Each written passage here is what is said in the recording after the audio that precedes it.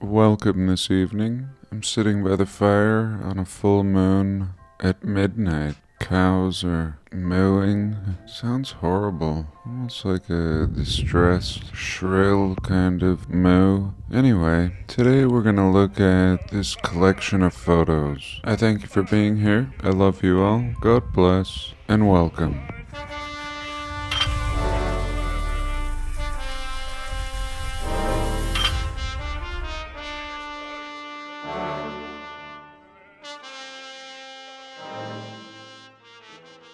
So this album by John Henry Parker, 1864 to 1877. I'm not sure where I found this years ago, but it's pretty good. Here it says, castle made into a fortified house, now called the Casa de Saint Maria Nova, or New. How interesting here. AD 162. So I don't know. 162. And this, I should say, this whole collection is old Rome. Let me see. I copied and pasted all this up here into the old robot. I asked where all these places are, and it told me all these places are in Rome, Italy. The aqueducts, the theaters, the fountains, ghettos, and much more. We're just getting started. This is an old castle. Here again, AD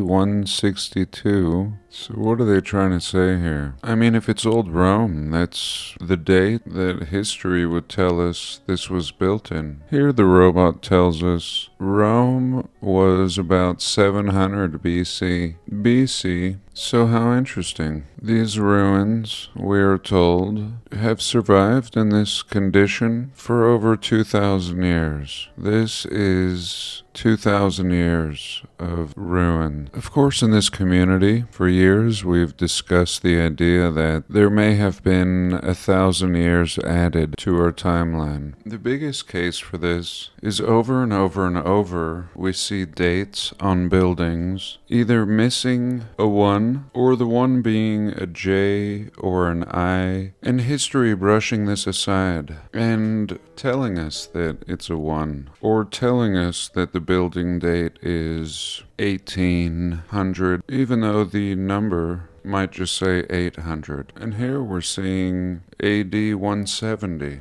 a great example. You just add a 1 to this and push it further into the future if it suits your explanation. But here we're dealing with a narrative so old, in my opinion, kind of tricky for them. Really reaching. Why did they reach so far back? And what makes this narrative fall apart is these supposed 2,000-year-old ruins don't look so different than things we see in North America, for example, that we're told are only 200 years old. The same condition, what looks like quite possibly more than 1,000 years of deterioration in all parts of the world. That's if we're assuming that they naturally eroded and there wasn't some external hastening by cataclysmic forces such as water, fire, frequency, disruptions. Essentially what we call the reset. This looks similar to something in southern Utah that we would be told was built by Native Americans. These aqueducts everywhere, we're told, were used to transport water. But were they really? What I've discovered is these aqueducts were used for trains and things that should be outside of this early 2,000-year-old timeline. However, that's what we see. And even 2,000 years later, the people are completely primitive. Whoever took these photos lived in a backwards time with horse and wagon, no fine train. However, the ruins of an advanced people can be seen as clear as day. Here again, we're told this is an aqueduct. All this for water has nothing to do with water. Arches way up here, down here. Again, aqueduct. Tunnels going under the ground, over. Quite the feat 2,000 years ago, if we're to swallow this BS. Let's take a pause.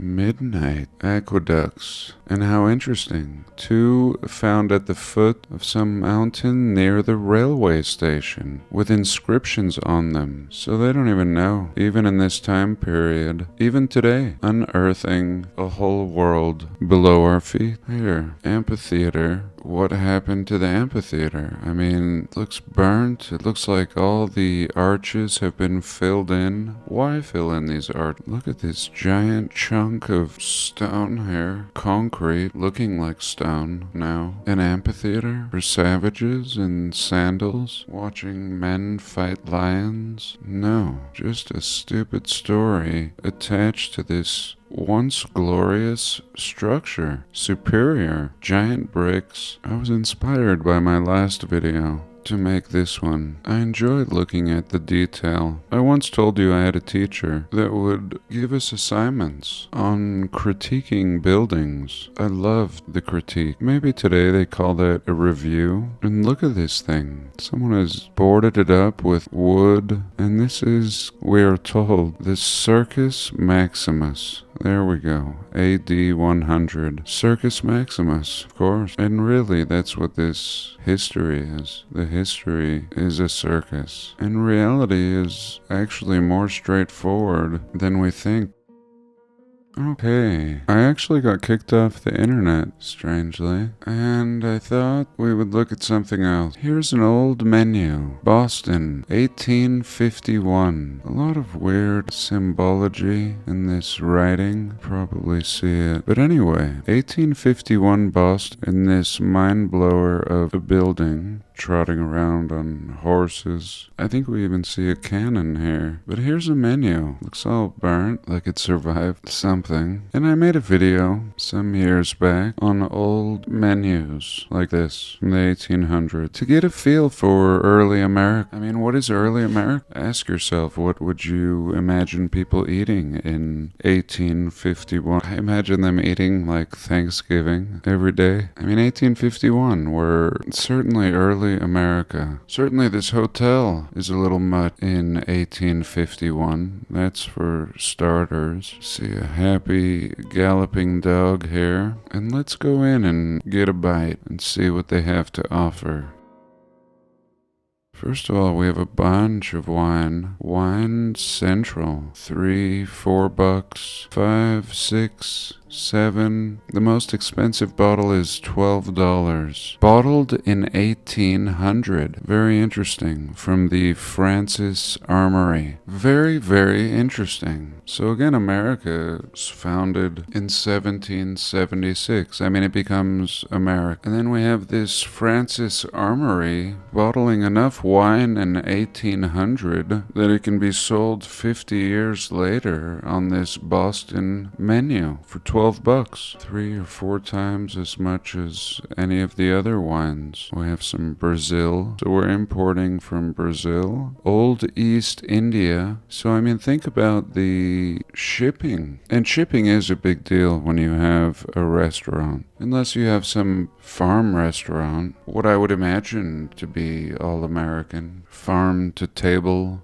And maybe some of this could have been farmed, but pretty intricate, pretty large menu, even though it's pretty simple. A lot of inventory here. So we begin with soup. We have turtle, fish, baked cod in a claret sauce, boiled leg of mouton with a caper sauce, corned beef and dandelions, turkey and oysters, chicken and pork, tongue and ham. So we're all over the place here. We're surf and turf. Side dishes, mouton cutlets, breaded, filet of beef with olives, baked beans and pork. The first thing I've seen on the menu that would imagine on an early American menu. Now we have curry of lobsters, chicken, braised à la jardinière in the gardener style. So really exotic. I could go on, but you see what I'm talking about. Calves in this exotic sauce, liver, pigeons in a sauce, and it goes on. Desserts, meringue. Here we have some American-seeming pies, okay. But meringue and macaroons? Have you had a macaroon? Or a charlotte russe? Well, they were snacking on these things in 1851 in this building. Not even really calling it a hotel, just the Revere House. And then over here, champagnes and port, burgundy. Again, the inventory, the shipping, the communication that is lacking, supposedly. And as I always say, is this our history? Or is this the history of a prior people?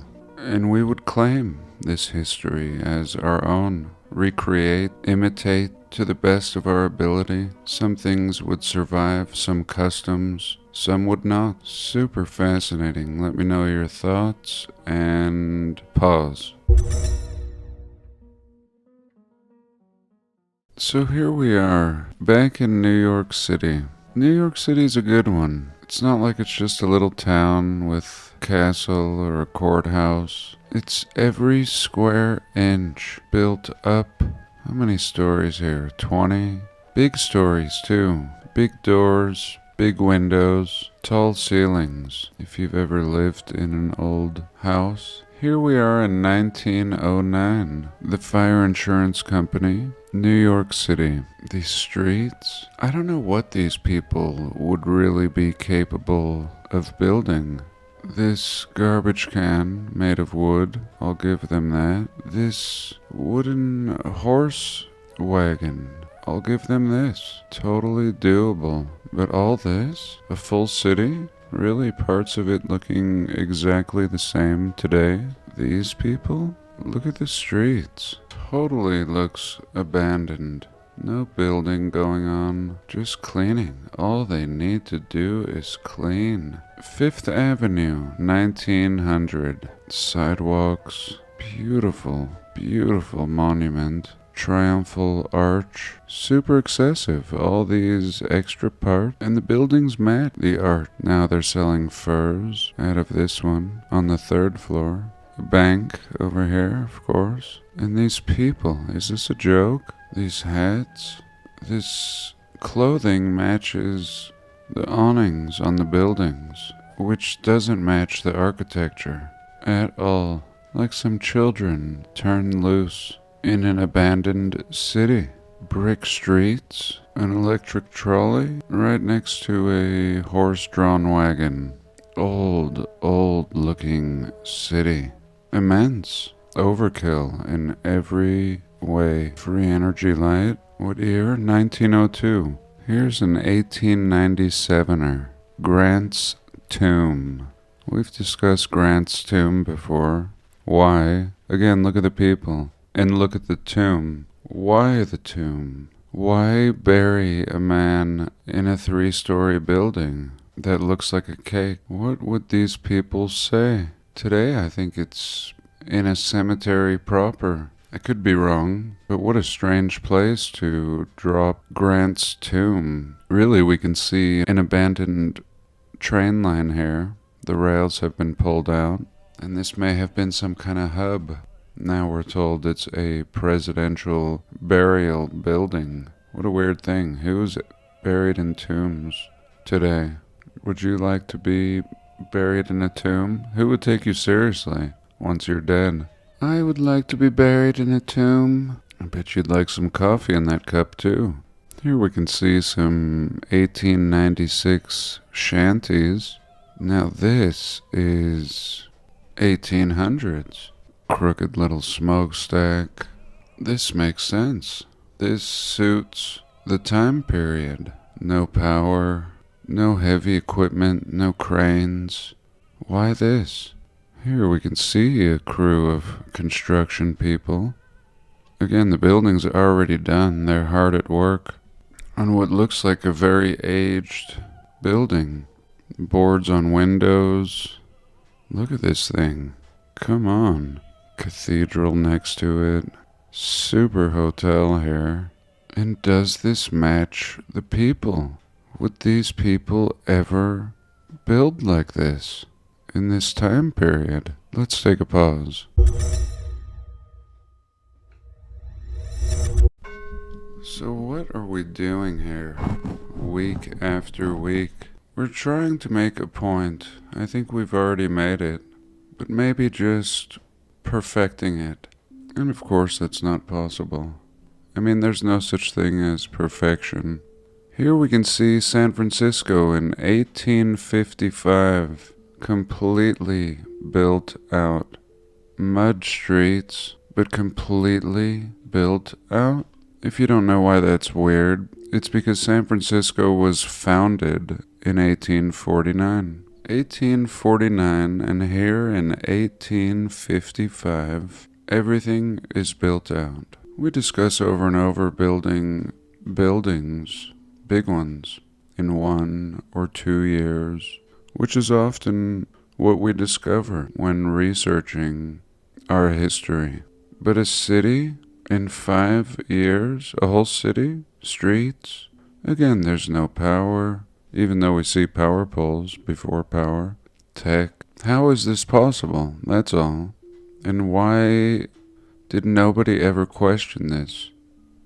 And then suddenly these people move in, start parading down the streets of brick buildings, missing windows, towering in every direction, up hills, all done with hammer and nails. Again, there's no shipping, there's no communication. The most difficult thing you could do in 5 years without the means we have today. And even today, forget it. Building all of this, just what we see in this picture, in 5 years, is clearly impossible. So let me just end it here. I hope you've enjoyed. I love you all. God bless, and I'll see you in the next one.